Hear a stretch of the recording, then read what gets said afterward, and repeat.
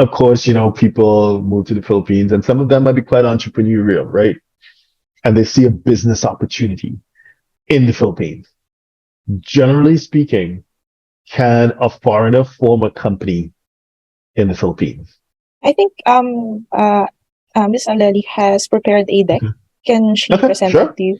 Absolutely. Let me just Okay. Thank share you. screen. Go for it. Dazzle us. Yes, it can be a one-person corporation or Yes. the four types of foreign corporation, the representative office, Yes. Okay. um, representative office or the branch office, regional operating headquarters, or the regional area headquarters. Okay, great. And especially that one person company is a relatively new development in the Philippines, right? Before Yes, that, I will discuss it yeah. later. Oh yeah, could you talk us through the process of forming a company then as we're on it? Yeah. Let's assume I know there are a lot of options. Let's stick with the one person company. Could you walk us through what does that involve, please? Yeah. One-person corporation is a business entity with just one stockholder. The single stockholder is also a director and a president of the company. So for the foreign corporations, we have branch office, representative office, and regional operating headquarters.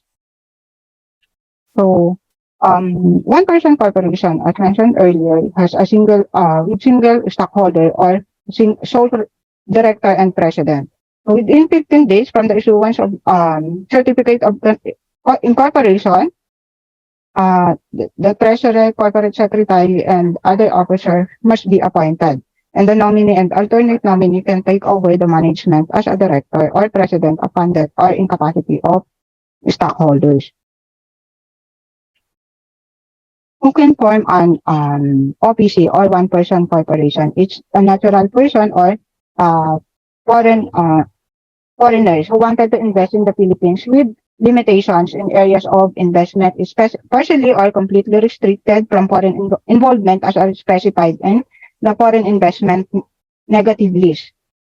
So who cannot form or allowed to form an OPC? These are bank, non-bank financial institution, quasi-bank, pre-need, trust, insurance companies, publicly listed companies, non-chartered government-owned controlled corporation, a natural person licensed to exercise a profession for purposes of exercising his profession. So what are the other features of an OPC or one-person corporation? It has a limited liability of debts and obligation. Any personal or external asset is separate from the entity. The corporations are allowed to perpetually exist and no minimum capital requirements. So the other documents required to register are articles of incorporation, written consent from the nominee and alternate nominee. Other requirements are proof of authority to act on behalf of the trust or estate, Foreign Investment Act application form, affidavit of undertaking to change company name, and tax identification number for Filipino single stockholder, and tax identification number or passport number for foreign stockholder. So for foreign corporations, we have branch office. Branch office are foreign carries out the business activities of the head office and derives income from the host country. While the representative office handles activities not limited to information dissemination and promotion of the company's product as well as quality control of product.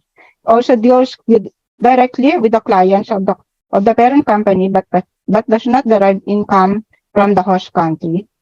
For the regional operating headquarters, is a foreign business entity allowed to derive income in the Philippines by performing qualifying service to the affiliates, subsidiaries, or branch in the Philippines, in the Asia-Pacific region, or other foreign markets. For the regional or area headquarters, is act as an administrative branch of a multinational company engaged in international trade, which principally serve as a supervision, communication, and coordination center for each subsidiary branches or affiliates in Asia Pacific region and other foreign markets. And it does not derive income in the Philippines. So the ways to register in Securities and Exchange Commission is they are open for online filing or online registration. with minimum requirements of proposed business name, articles of incorporation, depending on the requirements for registration fees depending on the capital contribution. So the application for licensing of foreign corporation are exempted in the uploading of documents process, but the submission of 4 sets of required documents to the selected SEC processing office will be done within 30 calendar days from the date of payment of processing fee. So once the application is approved, the SEC will issue certificate of incorporation. Okay. Okay. Okay. As we were saying at the beginning, this whole idea of a one-person company is a huge step forward for the Philippines in terms of ease of doing business, because before that you'd need like 4 or 5 shareholders / directors, and it was quite cumbersome.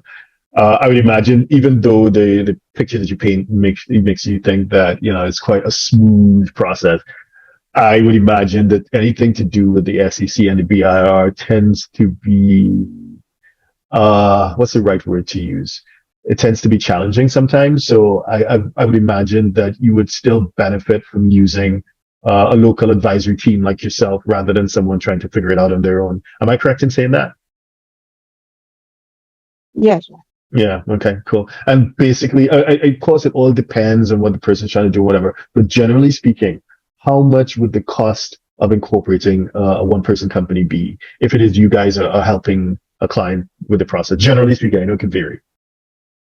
Oh, well, generally, we offer our services at a minimum price of at least 20 to 25 to 30,000 to set up a business here in the Philippines. So that is from end to end. Okay, all right, that's great. So between 20 and 30,000 pesos, and of course the rules are very specific as to what sorts of activities a foreigner is allowed to engage in. A foreign-owned company is allowed to engage in, as opposed to a local company, in terms of licensing requirements and so on. They're very, very particular. Am I correct in saying that as well? Yeah, same with other foreign entities or corporations. They are also limited as Yeah. to what kind of industry they are allowed to put up. Mm-hmm, mm-hmm. Right. And could you say a few words while we're on the idea of a company? Could you say a few words on the PESA regime? Not too much detail, because I know that's like a huge thing on its own. But just basically, what is it about?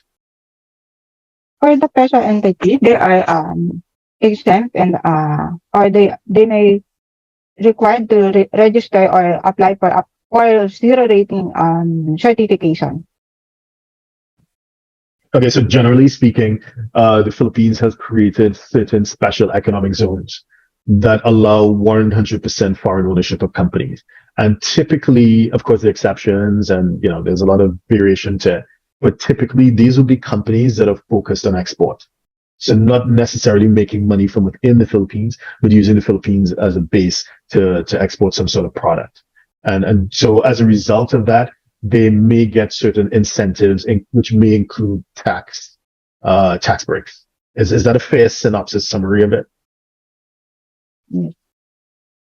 Okay. Is that something that your firm gets involved in, or not? Not really. Not yet. No. Okay. All right. Fair enough.